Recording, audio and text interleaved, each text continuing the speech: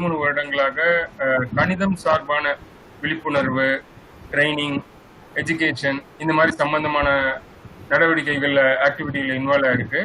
இது ஆர் சிவராமன் அப்படின்னு சொல்லி டிஜி வைஷ்ணவ காலேஜோட ப்ரொஃபசர் அவர்களால் ஆரம்பிக்கப்பட்டு அவர்களோட ஸ்டூடெண்டால இது நடத்தப்பட்டு வருது. ஸோ இதுல பாத்தீங்கன்னா நிறைய விதத்துல நம்ம கணிதத்தை பரப்புறதுக்கான நடவடிக்கைகள் இன்வால்வ் பண்ணியிருக்கோம். ஒன்று இது மாதிரி லெக்சர்ஸ் கண்டக்ட் பண்றது, guest lectures on popular series. ரெண்டாவது இது மாதிரியான ஆர்டிகல்ஸ் வந்து தினமலர், தமிழ் ஹிந்து அதுல வெளியிடுறது. அப்புறமேல இது சம்பந்தமான புத்தகங்கள் தமிழ், ஆங்கிலம் அதுல வெளியிடுறது. சோசியல் மீடியா பிளாட்ஃபார்மான யூடியூப், ஃபேஸ்புக்ல அது சம்பந்தமான தகவல்கள், வீடியோஸை வெளியிடுறது. இது மாதிரி பலதரப்பட்ட சேனல்ஸ்ல கணிதத்தான பரப்பை வந்து எல்லாருக்கும் போய் சேர்றது தான். நீங்க இதோட நோக்கத்தையே பாத்தீங்கன்னா 2 விஷயங்களை பை கணித மன்றம் திருப்பி செஞ்சுக்கிட்டே வருது. ஒன்னு ஹெல்ப் ஹூ டிசர்வ், ரெண்டாவது இந்த மேக்ஸ் போபியா பத்தியான கணிதத்து மேல ஒரு விருப்பமும் மேக்ஸ் போபியா அந்த மாதிரி இருக்க வெறுப்பையும் விளக்குறதுக்கான நடவடிக்கைகள் ஏற்படுது. ஸோ இதுல பாத்தீங்கன்னா ஒரு விஷயம் நாங்க பண்ணிட்டு இருக்கிறது வந்து ஒர்க் ஷாப், இந்த ஸ்டூடெண்ட்ஸோட சம்மர் ஒர்க் ஷாப்பு. அது எவ்ரி இயர் பாத்தீங்கன்னா கடந்த 4 வருடங்களாக செய்து கொண்டிருக்கிறோம். அது பாத்தீங்கன்னா பிசிக்கலா ஆன் பிரிமிசஸ்ல நம்ம பண்ணிட்டு இருந்தோம். பட் இப்போ ஆஃப்டர் கோவிட் பாத்தீங்கன்னா நம்ம வந்து எல்லாமே இந்த சோசியல் டிஸ்டன்சிங் மெயின்டைன் பண்ணணும். அதே நேரத்துல நம்மளோட இது வந்து நம்மளோட படிப்புக்கோ ஒரு கற்றலுக்கோ ஒரு தடையா இருந்துடக்கூடாது. அதுக்காக பை கணித மன்றமோட ஒரு முயற்சி என்னன்னா ஆன்லைன் வெபினார்ஸ் கண்டக்ட் பண்றது. ஸோ அதோட ஒரு ஃபர்ஸ்ட் அட்டம்ப்டா இன்னைக்கு வந்து இந்த சம்மர் கோர்ஸோட கண்டினியூஷனா அன்கவரிங் மேத்தமெட்டிக்ஸ் பத்தி பண்றோம். ஸோ இந்த ஒரு எளிய அறிமுகத்தோட நான் இப்போ சிவராமன் அவர்களை வந்து இன்னைக்கான பிரசன்டர்ஸை அறிமுகப்படுத்த சொல்றேன். Sir, over to you. இன்னைக்கு காலையில் இப்போ ஃபர்ஸ்ட் டாபிக் ப்ரெசென்ட் பண்ணுறவங்க பேர் டாக்டர் ரவுஷ்னி புஷ்பம் மேடம். அவங்க வந்து நம்ம துறைப்பாக்கத்தில் இருக்கக்கூடிய டிபி ஜெயின் காலேஜில் மேத்தமெட்டிக்ஸ் ப்ரொஃபஸராக இருந்து ஹெச்ஓடியாக இருந்து ரிட்டையர் ஆனவங்க.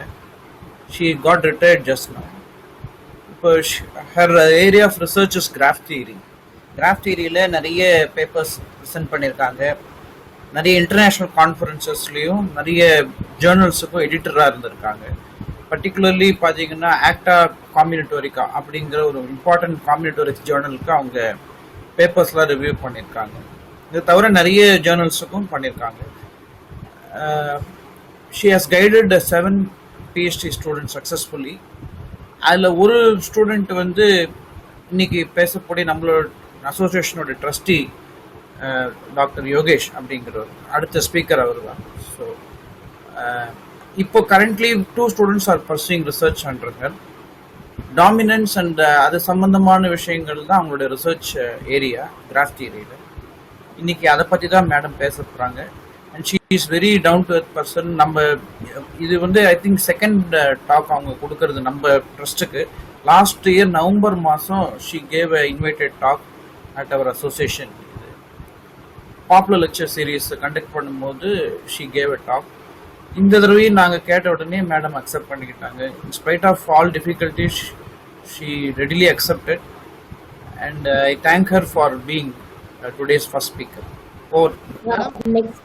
Next page. Next. Move to the next slide. Okay, fine. You can proceed, ma'am. So in mathematics, graph theory is the study of graphs, which are basically mathematical structures used to study pairwise relations between objects. Next. So graph in this context is made up of vertices which are connected by edges, which are also called links. Next. So graph is a pair V, E, where V is a set whose elements are called vertices and E is a set whose elements are called edges. So we can go to the next slide. So here you have a typical example of a graph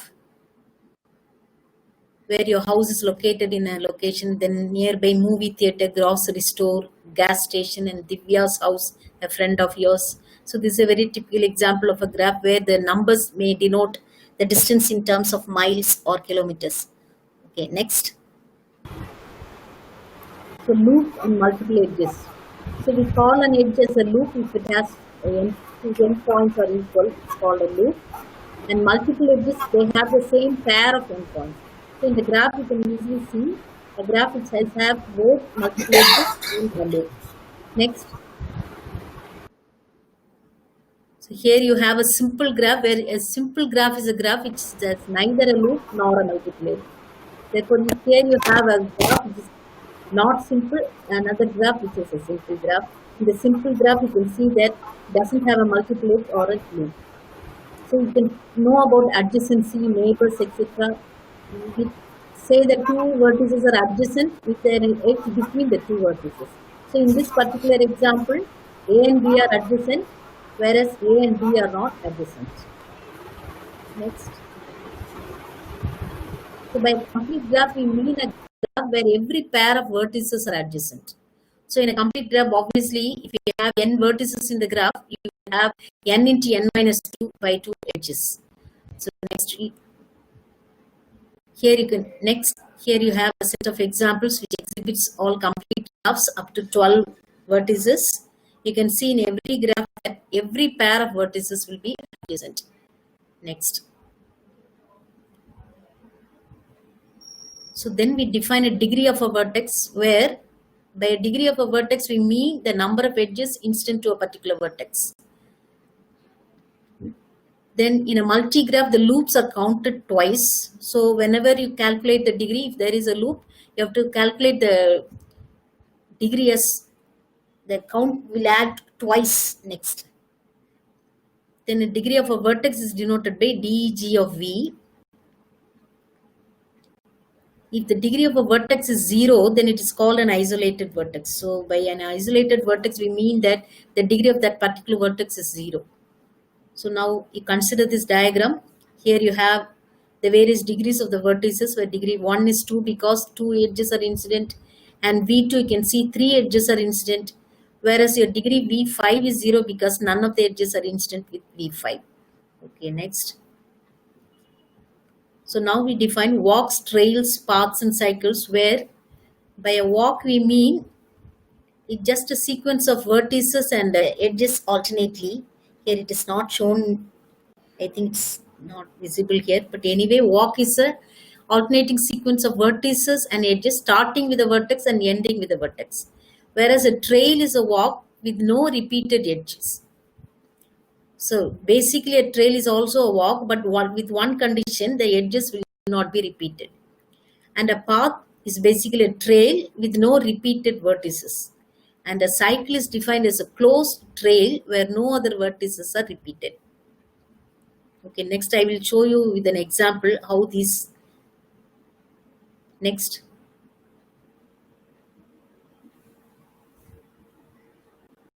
Next. Then go to the next slide.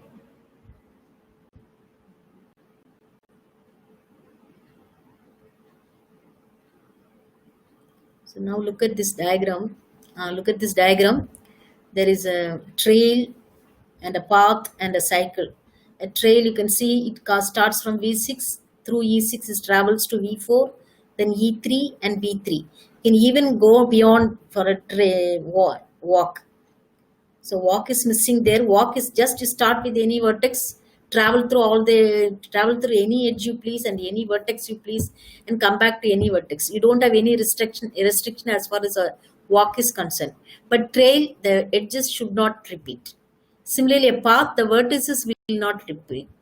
In a cycle, it starts from a vertex and it comes back to the same vertex, and otherwise you can say that cycle is a closed trail where none of the vertices gets repeated. So in this diagram, the cycle is from V1 to V2, V3, V1 is cycle. You have even one more cycle, V5, V4, V6, V5. Next. So when do you say that a graph is connected? So as we have defined a path earlier, a graph is said to be connected if there exists a path between any two vertices. Otherwise, the graph is said to be disconnected. So by connected graph, we mean that it can travel from any vertex to any other vertex. Whereas in a disconnected graph, this is not possible. So such graphs we call as connected graphs. Next. So here you have a set of examples exhibiting connected and disconnected graphs. You can see the first set of graphs, they are connected. You can travel from any vertex to any other vertex, or you can say that between any two vertices there exists a path. If you go from B to E, there is a path. From B to D, there is a path. But wherein the second set of examples, you can see they are not connected because that is not possible. Between every pair of vertices, there does not exist a path. Whereas in the right hand side corner, the first graph, you can see there is no path between C and A. So it's a disconnected graph. Even in the last graph, there is no path between B and E. So it is a disconnected graph. So next. So we talk about subgraphs. So what is meant by a subgraph? So subgraph is basically a part of the main graph. So it's a graph whose set of vertices and set of edges are all subsets of the original graph. By an induced subgraph, we mean that it consists of some vertices of G and all the edges that connect them in G. So basically, the difference between an ordinary subgraph and an induced subgraph is that a subgraph is just a part of the main graph. It can be of any type. But in an induced subgraph, whenever you take a collection of vertices, you consider all the edges in between the vertices which are present in the original graph. That is the main difference between a subgraph and a vertex-induced subgraph. In the next screen, we will see an example for that. Next. Now you look at this graph now. Now these are the two. Look at this graph. Next screen. Next. Now look at the first graph. It is an ordinary subgraph. But whereas the second graph is an induced subgraph. The first one is not an induced subgraph because two edges are missing from the original graph. Therefore, it is not an induced subgraph, whereas the second one is an induced subgraph. So by an induced subgraph, we mean we take all the edges into account which are present in the main graph. Not if an edge is not present in the main graph, we are not going to consider it. But we are taking all the edges which are present in the main graph in an induced subgraph. Next. Again, one more example for subgraph and induced subgraph. You can look at the red vertices here. The first one edge is missing. Therefore, it is not a it's not an induced subgraph. Whereas the second is an induced subgraph. So here clearly you can see the difference between a subgraph and an induced subgraph. Okay, next. So next we define what is meant by independent set. As you could have seen, independent set, it's just a very simple idea. Next. Whereas it is a subset of the vertex set where none of the vertices in any two vertices in the set are not adjacent. That is what we mean by independent set. It is a subset of the vertex set where any two vertices in that particular set are not adjacent. That is meant by independent set. Okay, we'll go to the next screen. Now look at this graph now. Look at the first graph. We call it as a star graph. The red vertex, that is at the central vertex, it is an independent set. Even the other graph, that star graph, all the red colored vertices, they are independent. It's an independent set of the graph because none of the vertices are adjacent. Whereas you can think of the first one as an ordinary independent set, whereas the second is a maximum independent set. You cannot increase the cardinality of the independent set further. As well as look at the second set of diagrams, all the graphs, look at the second set of graphs. All the red color vertices, they form an independent set. Of course, all are maximum independent sets. You can see that all the red colored vertices, that pairwise not adjacent. So such a set of vertices we call as independent vertices. Next. Now again, one more example for independent set. Here you can look at this graph. Whereas the first graph, it has an independent set, but it consists only of two vertices. The next one, 4 vertices. All possible independent sets are marked in this graph. Whereas the maximum independent set is given in the second and fifth diagrams. So this gives a very clear picture about independent sets. Okay, next. Matching. What is meant by a matching? See, the independent set, we define as a collection of subsets where none of the vertices are adjacent.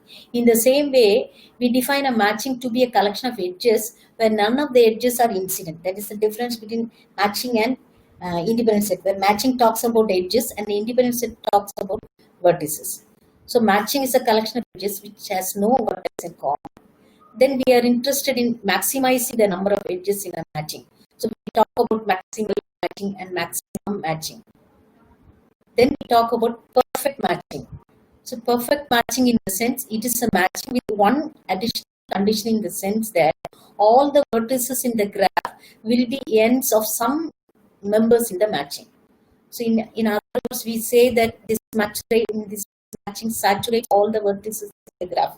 So there is a difference between a maximum matching and a perfect matching. A maximum matching is a matching with maximum number of edges, that's all. But in a perfect matching, it has to, each and every vertex in the graph must be an end of some member in the matching. So such matchings we call as a perfect matching. Next, next. So here one more example for matchings. You can look at the first graph where all the red color edges form a matching. And then second graph in G1, just one edge we have taken, it's a matching. G2. In G3 we have taken two edges. So in G3 it has a perfect matching now. You cannot add one more edge to G3 so that it forms a matching. So as far as G3 is concerned, we have taken the perfect matching there. It's a maximum matching as well as a perfect matching. Because in G3 you can see that the matching saturates all the vertices. That is, every vertex in the graph will be an end of some member of the matching now. So even in the first graph, I think all the vertices are saturated. So even in the first graph, it is a perfect matching. Okay, next. So this is again another example for a matching. But this, as far as this graph is concerned, all the matchings are perfect. Next. Next, bipartite graph. This will you may be very familiar with bipartite graphs. Where by a bipartite graph, what we mean is we can, partition the vertex set into two independent sets, such that every edge in the graph will have one end in one set and the other end in the other set. Similarly, a k-partite graph is defined. A k-partite graph in the sense you can partition the vertex into k sets, such that each edge will have one end in one set and the other end in the other set. So k independent sets. As far as bipartite graphs are concerned, you have two sets, both of them are independent sets. So we'll see the next example. Next, look at this example. The first graph is a bipartite graph and the second one is not a bipartite graph, because in the second graph you cannot partition the vertex set into two independent sets so that each edge will have one end in one set and the other in the other set. Such a partition is not possible for the second graph, whereas it is possible for the first graph. By looking at the graph itself, we can say it is a bipartite graph. Some more examples for bipartite graphs. Yes, so this is a bipartite graph. You can clearly see that two independent sets are there, and every edge you can see have one end in one set and the other in the other set. Next, one more example. This is a very clear bipartite graph. Next, complete bipartite graph. As we did in complete graphs, what we do is, it is a graph in which every pair of vertices are adjacent. So the same concept applies to this complete bipartite graph. Basically, it is a bipartite graph, but one more condition, that every vertex in one set will be adjacent to every vertex in the other set. Vice versa. In both the sets, every vertex will be adjacent to every vertex in the other set. In the same way, we define complete k-partite graphs. Graphs also are defined in the same way. We'll see an example for complete bipartite graph. Next. So this graph is a complete bipartite graph. Normally we denote it by KMN. So yes, as far as the notation is concerned, here it will be K3, 5. So one set is having 3 vertices and the other set is having 5 vertices. So blue colored vertices one set, red colored vertices one set. And you can see that every vertex in the blue colored set will be adjacent to every vertex in the red colored set. Similarly, from this way also, from If I choose a red color vertex, it is adjacent to all the blue color vertices. So it is complete now. So it is a complete bipartite graph. One more example for complete bipartite. It's a complete tripartite graph. As I said earlier, you can also talk about complete k-partite. So where the vertex set will be divided into k sets. Here we have partitioned the vertex set into 3 sets, namely the blue colored, red colored and yellow colored vertices, where you can see that the degree is full for all the vertices. Each blue color vertex is adjacent to all the red color vertices as well as the yellow color vertices. In the same way, red colored and yellow colored. So this is an example for a complete tripartite graph. So with all these basic ideas, I will move on to the main concept. Next, main concept of domination in graphs. So you keep all these things in your mind so that you will have some knowledge about domination in graphs. Whether it will be easy for me to pursue with called domination in graphs. So next. So domination in graphs has been an extensively researched branch of graph theory. So since you are all PG students, you may be aspiring for research in your future.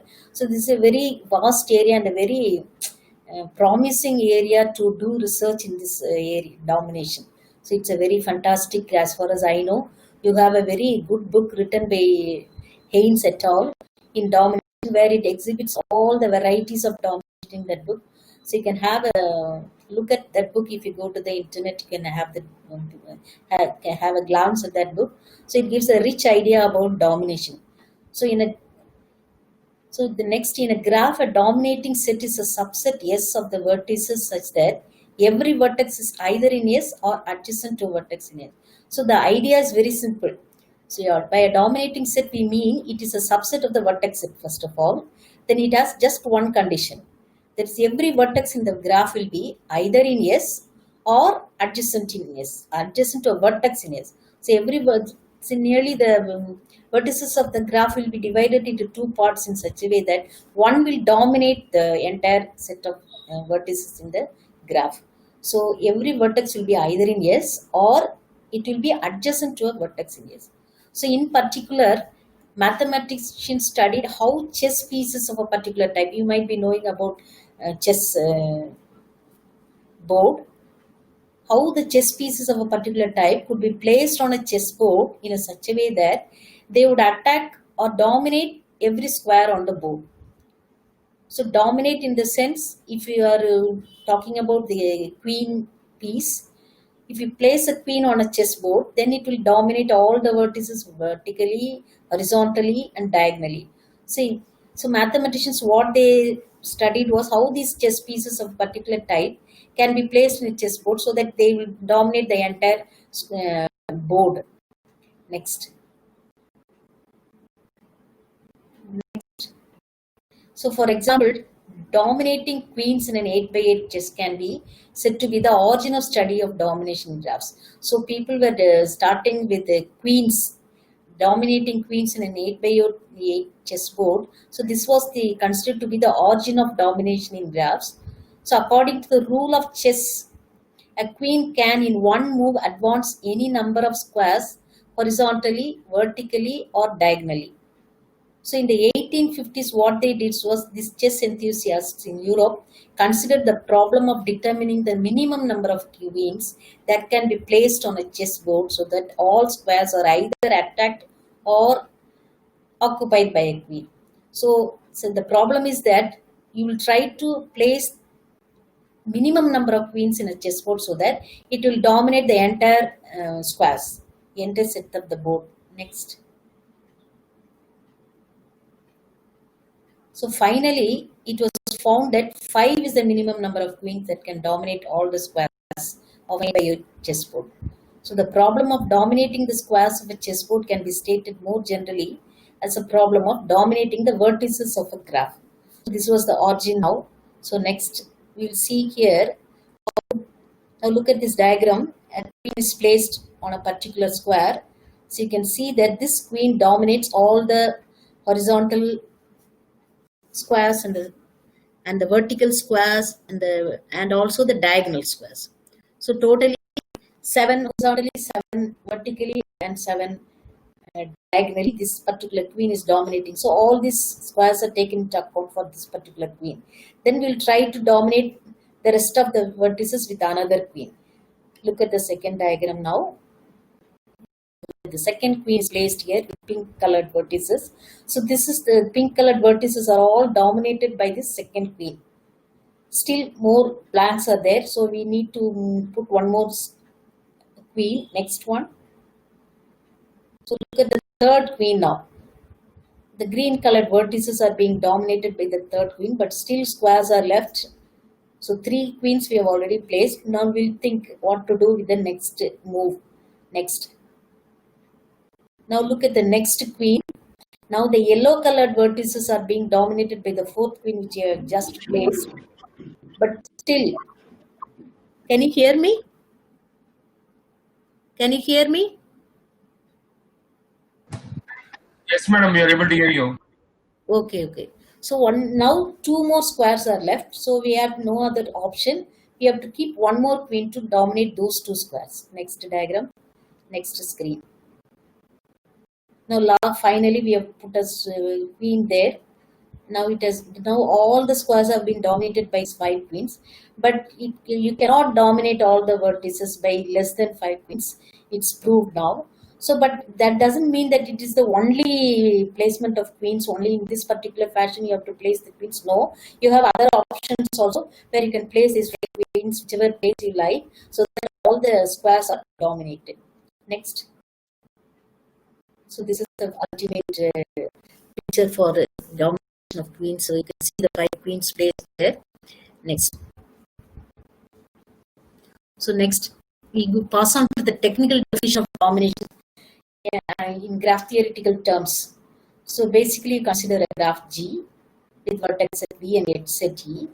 A set S is a dominating set if every vertex in B minus S is adjacent to at least one vertex in S. The domination number is the minimum cardinality of a dominating set in G. So when you talk about dominating set, you can have many number of dominating sets for a particular graph. But we are interested in minimizing the number of elements in the dominating set. So we go for the minimum dominating set. So that cardinality will give you the domination number of that particular graph. I will see some examples here. Next, look at this example. Now this is a very clear example. You can see that the yellow colored vertices gives the minimum dominating set.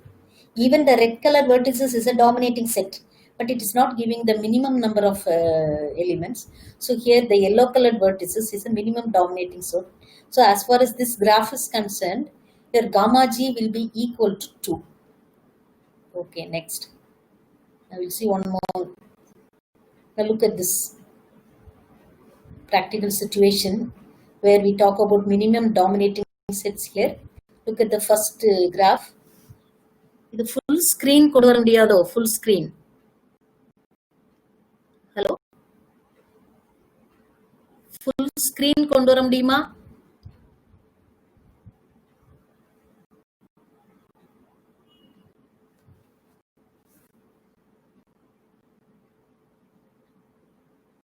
Hello? Madam ஒரு நிமிஷம், அதுதான் இவர் பண்ணிட்டு இருக்காரு, விஜய் பண்ணிட்டு இருக்காரு. Full screen தான் இப்ப பண்ணிட்டு இருக்காரு.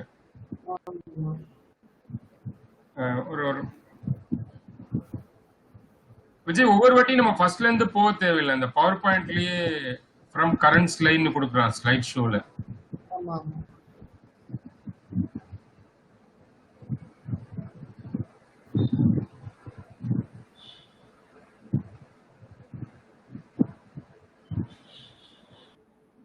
Okay.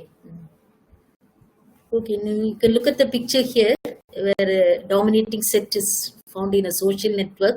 Look at the first picture. Here the black colored vertices form a black colored people. They're black color. People in the black color, they form a dominating set, of course. And even the second one, the black color, they form a dominating set. But the second one is the minimum dominating set. The graph is same. The relationship among them is the same in both graphs. So here, as far as this situation is concerned, the minimum dominating set consists of 2 persons. Okay, next. Another example, here it's very clear that your gamma g is equal to 2. So you cannot reduce it further. I hope you can understand. For a complete graph, your gamma g will be automatically 1. So if you want to have a gamma g equal to 1, then it must be a complete graph only. Other than that, you don't have gamma g. You cannot make gamma g equal to 1. So this, as far as this graph is concerned, you can make it 2. Okay, next. And another example, here also the value of gamma for this particular graph is 3. Okay, next. And one few more examples to calculate how to calculate your gamma. Here also again your gamma is 2, and for this graph your gamma is 4. Here again one more practical situation here about your social domain and physical domain.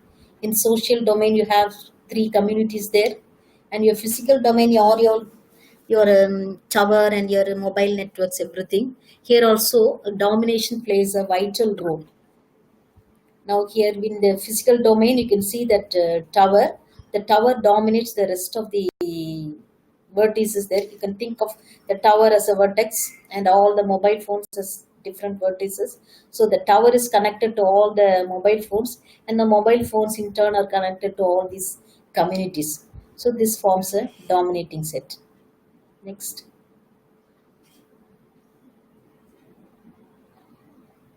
Next. One more application for domination. Suppose in a certain state there are 9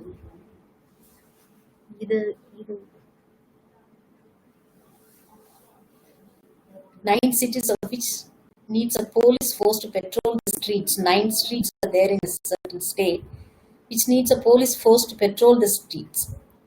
So the problem is that you have to set up a police station in one city.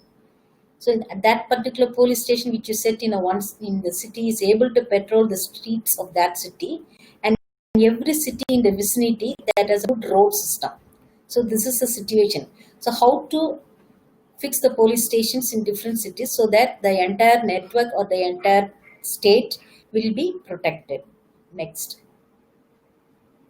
So this is the network of the graph now, where there are 9 whatever it is 9 locations in a state, where you have to fix the police stations in different locations so that the police station will take care of the neighboring cities or neighboring towns, whatever it is. So the idea is that by looking at the graph itself, we can use the dominating idea so that you can minimize the number of police stations to be set up in the different locations. So what we do next. So here by an edge we mean that there is a good road system between U4 and U7 and a good road system between U4 and U5, but there is no good road system between U5 and U7. So taking into consideration all these limitations, our aim is to fix the police stations in different places. Next. So the vertices represents the cities and the edges indicate the corresponding cities are connected by a good road system. So the minimum number of police stations needed to be built to ensure that all streets are patrolled is the same as the minimum number of vertices that dominate each of the vertices in the graph.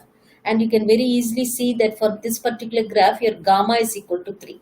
So by looking at the graph and finding the domination number of the graph, you can come to the conclusion that the state needs to set up police stations only in 3 chosen cities. So it is enough if they construct police stations in 3 cities so that the entire state will be covered.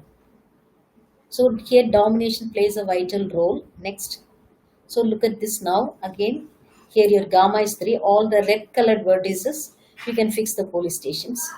See, it is not necessary that the minimum dominating set is a unit for a graph. It can have any number of minimum dominating sets. Even for this particular graph, you can see that U5, U7, and U9 is also a minimum dominating set. So if you are interested, you can put the police stations there also. So it all depends. Next.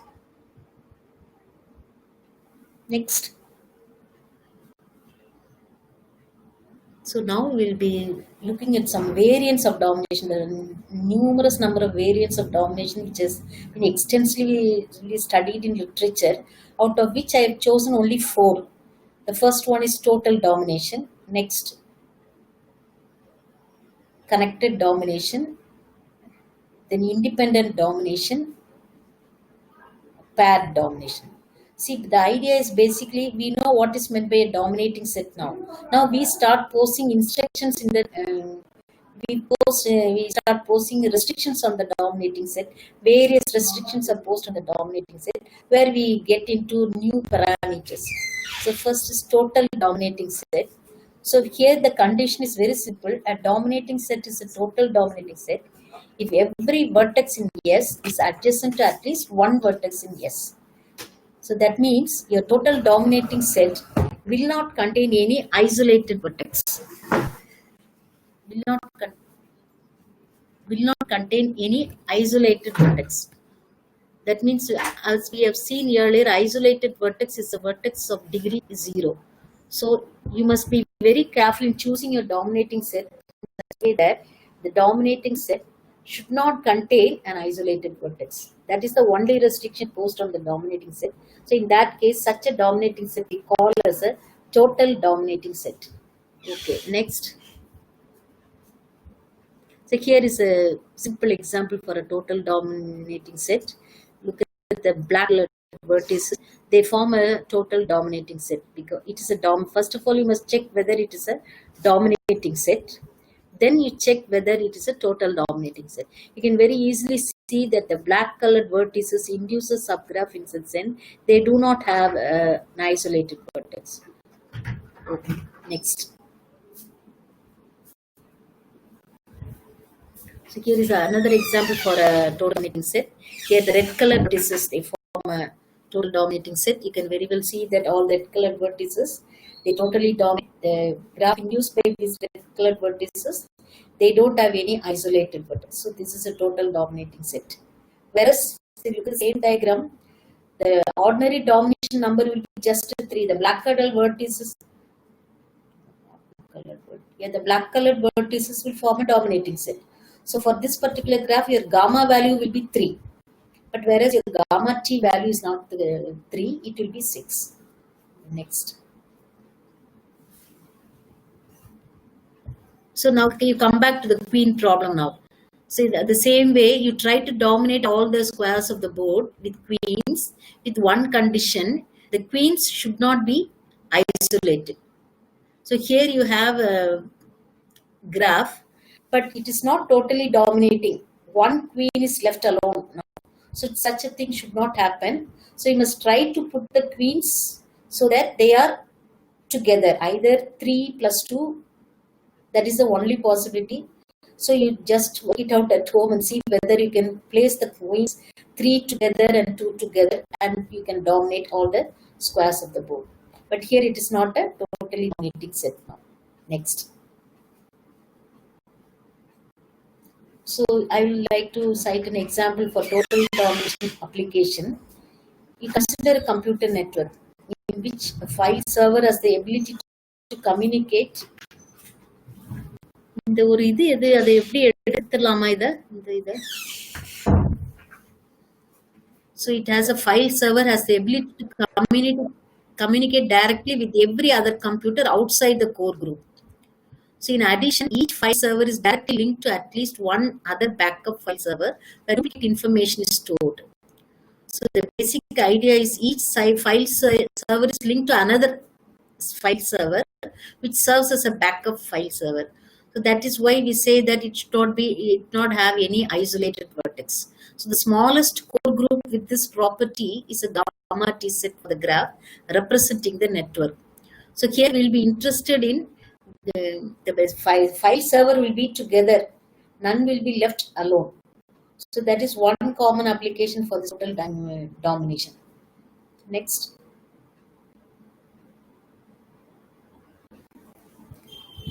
Next. So next you see our connected domination. You know what is meant by connected graph, as I have told you earlier. Connected graph means every pair of vertices will be connected by a path. That was our idea in connected graphs. So what is meant by connected dominating set? So basically again the same idea, it is a dominating set with one extra condition that the graph induced by the dominating set will be connected. So connected dominating set is a set of vertices of a graph such that every vertex in V minus D is adjacent to at least one vertex in D and the subgraph induced by the set D is connected. So it's only one more condition. The subgraph induced by the dominating set must be a connected. So such sets we call as connected dominating set. And the connected domination number is the minimum of the cardinalities of the connected dominating sets. So we go for the minimum size of the connected dominating set. And normally they denote the connected domination number by gamma C of G. Next. So here we have one example. Now this is a connected dominating set naturally. It dominates all the vertices. And the three black colored vertices, they are the connected, it forms a connected dominating set. It must be connected. There is a difference between a connected dominating set and a total dominating set. A connected dominating set, all the vertices will be connected. None will be left alone.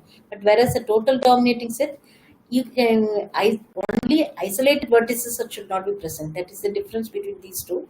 So for this particular graph, if we take the white colored vertices, it is a dominating set, but it is not a connected dominating set. Even if you take the white colored vertices, it is not a total dominating set also. But now if you take the blue colored vertices, it is a connected dominating set. It is also a total dominating set. So for this particular graph, your gamma C is also 3 and your gamma T is also 3. And one more example for a connected dominating set. So here all the red colored vertices, they form a connected dominating set. You cannot move anything further. So your gamma C for this particular graph will be 5. Okay, next.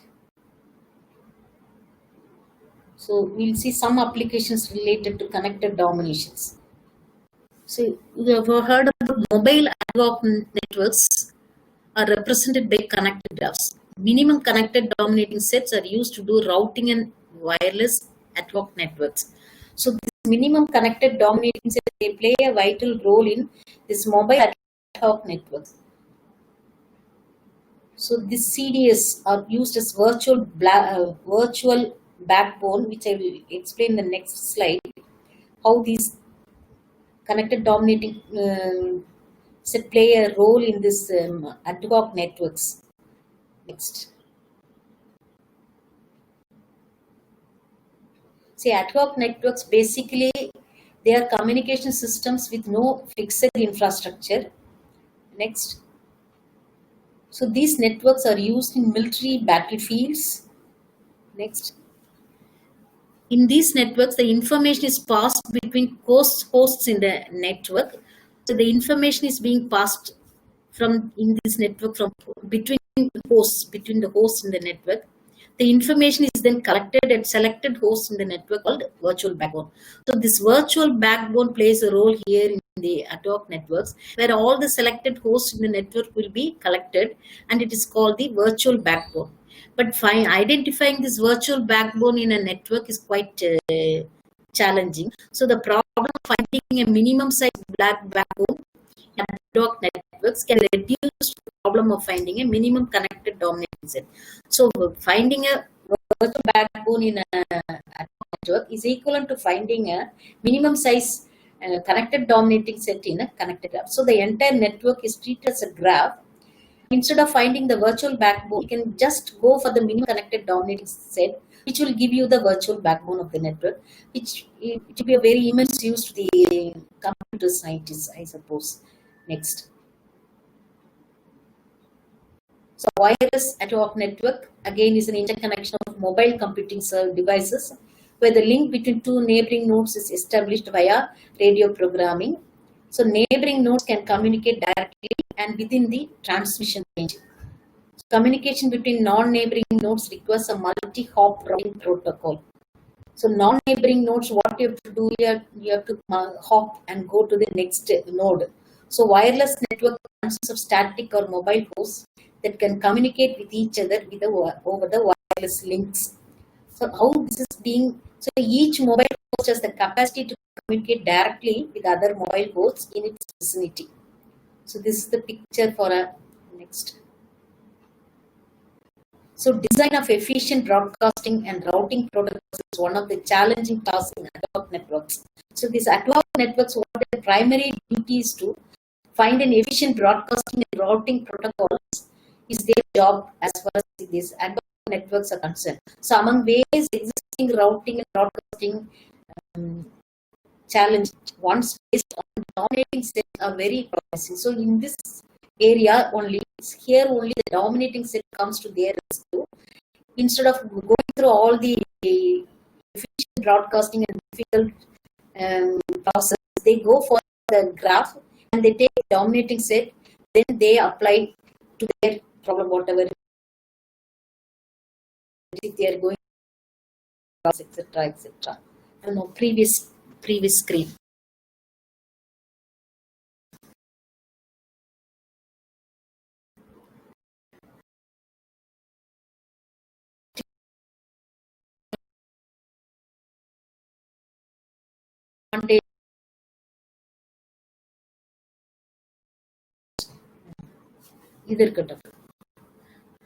So the main advantage of dominating set based approach is that it simplifies the broadcasting and routing process to the one in the smaller subnetwork generated from the CDS. Only the dominating vertices called forwarding nodes need to be. So the main advantage of dominating based approach is that it simplifies the broadcasting and routing process.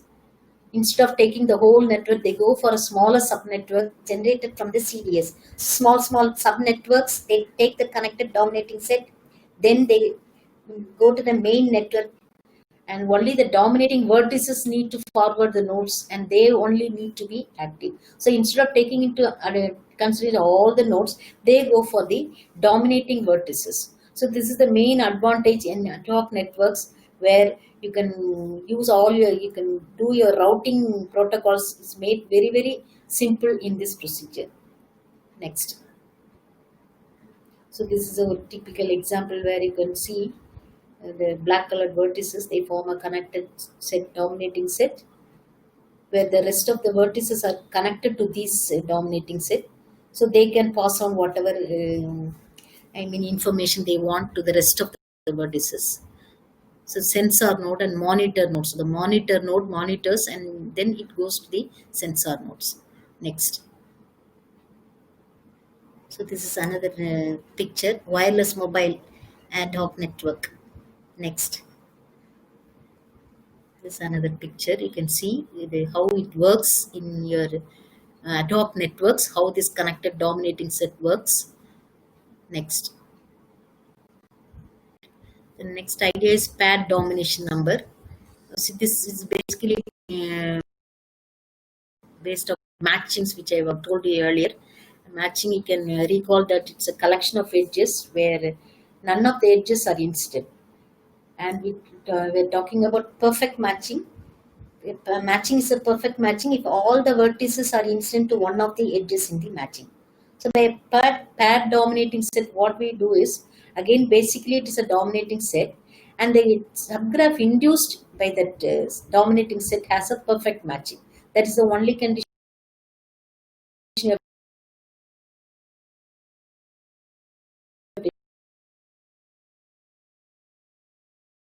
for a pad by gamma p. So next, now this is an example.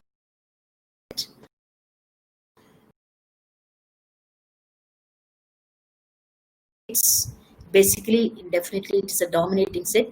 Next, you see the induced subgraph induced by this black color vertices. Definitely they have a induced subgraph, not in the main graph. So induced subgraph, that is okay. Next.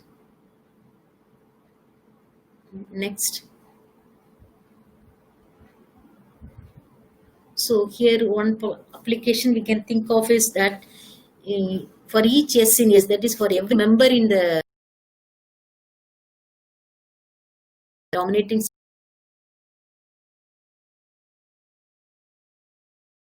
set. Next, so he has a backup also here in the same way. What if one god is placed in a dominating set, he has a backup of one more god in the dominating set. So that forms a pair dominating set. Next. So for pair domination, we require the god's locations to be selected as adjacent pair of vertices so that each god is assigned one other location and they are designated as backup for each other. So the gods will be standing in pairs. You can think of that like that. The gods will be standing in pairs.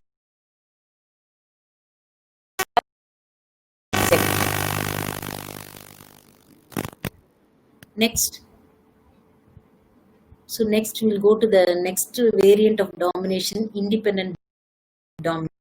So a subset is an independent set if it is both dominating and independent. So we have already seen what is meant by an independent set. That is a subset.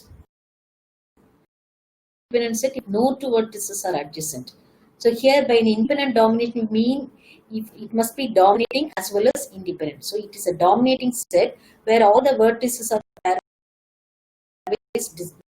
the independent domination number we denote by I of G is defined to be the minimum cardinality. So that will be the minimum size of an independent domination number. Next. So here you can see a example. The example is very clear here. The black colored vertices. First you check whether it dominates all the vertices. Definitely dominates all the vertices. And one more, the graph use subgraph induced with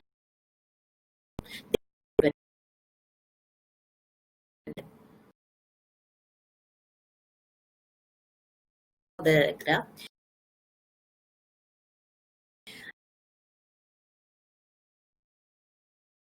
G must be equal to 4. Few more examples. These examples we also saw in our independent set definition. So here again, you can see that all the red colored vertices, they dominate. So they are all dominating sets. And none of them are adjacent, these red colored vertices in each of the graphs. So they are also independent. So all these red colored vertices, they form an independent dominating set. I think all of them are also minimum. You can have more number of independent sets, but we go for the minimum independent set. You can even have minimum independent dominating set, more than one minimum independent dominating set. So, but as far as these graphs are concerned, I think these are the minimum independent dominating set. So for the first graph, your I of G will be 3. For the second graph, also 3. For the third graph, it will be 4, and the fourth graph, it will be 4. Okay, 4 or 5. I am not able to see this. Okay, next. Here, as far as your independent graph applications, independent domination. See here, what mainly they use this independent dominating sets in clustering of networks. They talk about clustering in networks. So clustering in the sense, there are different nodes in a network. They identify certain nodes which have the same quality or same properties. So they cluster everything. They cluster all those nodes together, and each cluster they choose a person, a particular element which dominates the rest of the vertices in that cluster. So in this way, the clustering of networks works. Here, this independent domination plays a vital role. So clustering refers to the interconnection of servers in a way that the main thing is the operational environment as a single system. So the cluster service is a collection of software on each node that manages all cluster-specific activity. That is, shared resources in the cluster may include physical hardware, devices such as disk drives and network cards, entire applications and databases. So as to be brief, what I said, understand here is, hello? Screen Rida?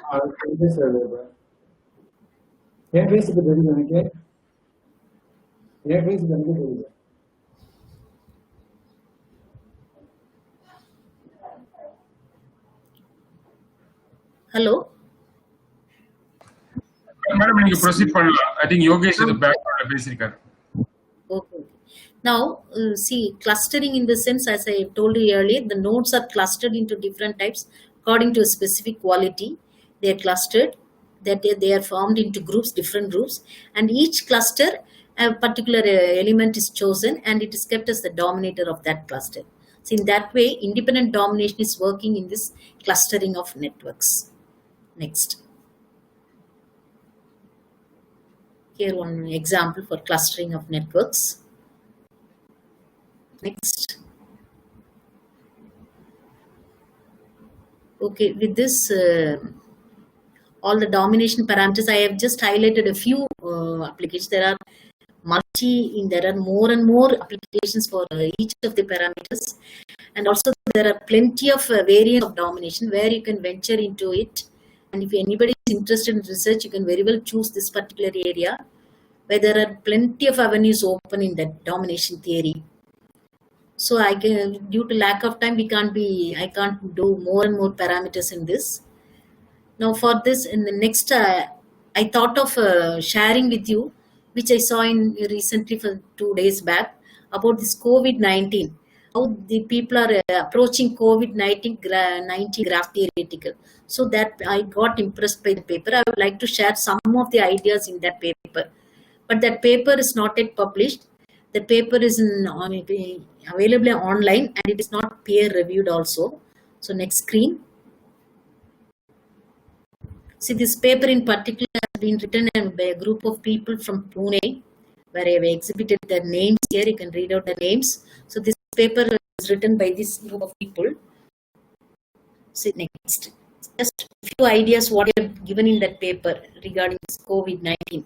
Next. So they have defined basically 4 graphs known as virus graphs 1, 2, 3, and 4, etc.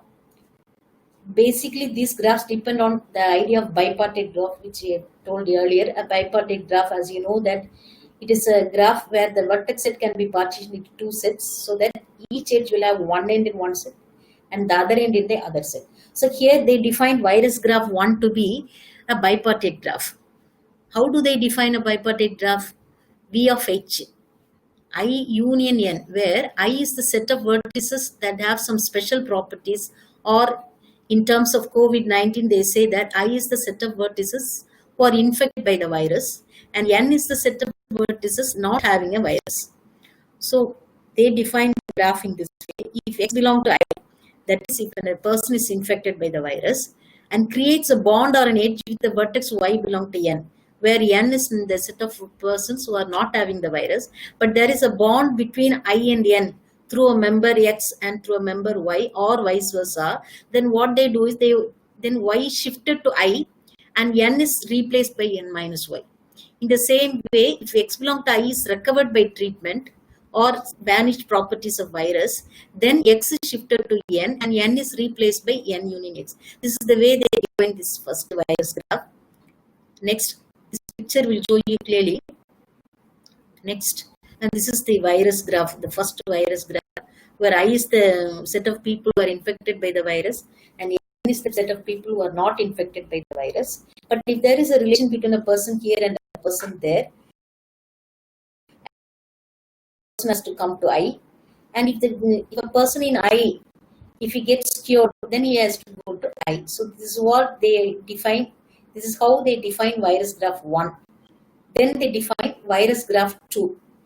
So here also they define it as a tripartite graph, as I told you. So tripartite means you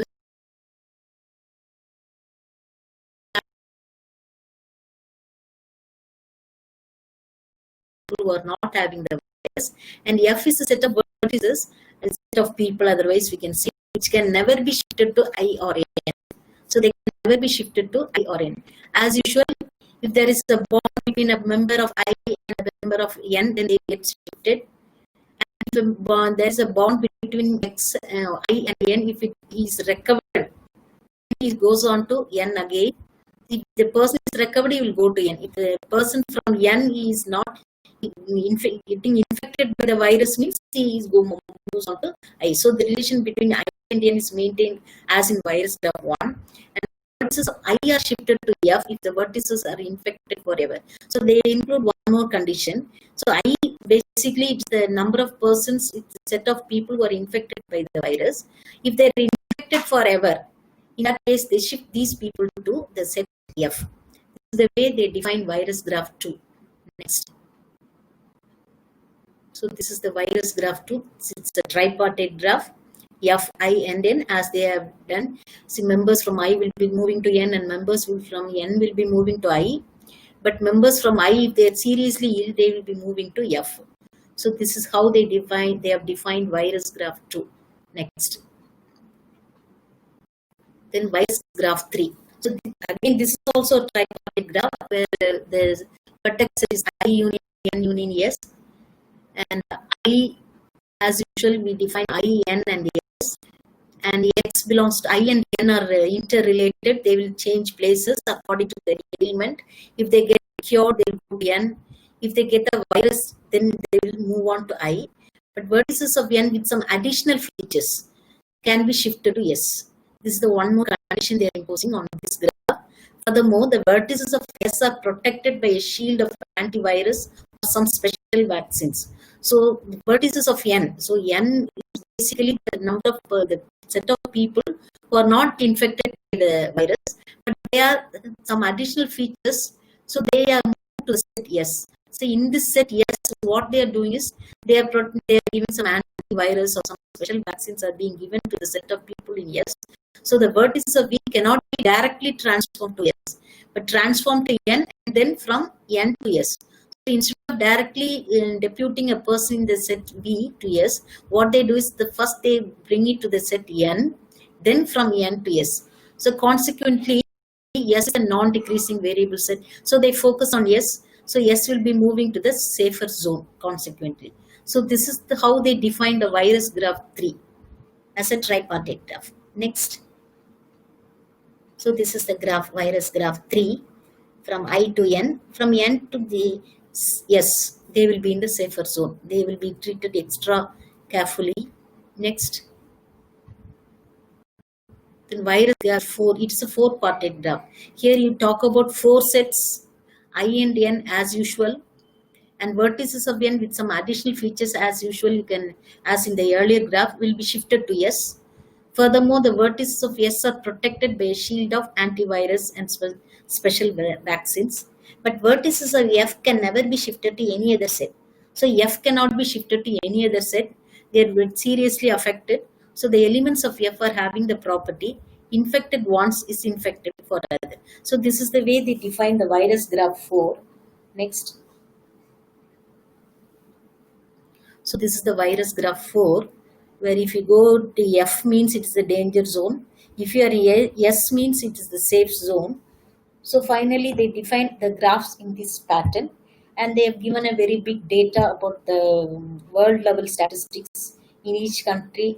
They study based on these graphs, and finally they've concluded that paper in the sense that using graph theoretic ideas, we can venture into research in this COVID-19. So with this, I would like to stop. I think, am I audible now? So I thank you for all your patience listening. And also I take this opportunity to thank Dr. Sivaraman for being a part of this wonderful program. Thank you very much, sir. So any questions you can raise. Welcome, ma'am. Thanks for your wonderful presentation.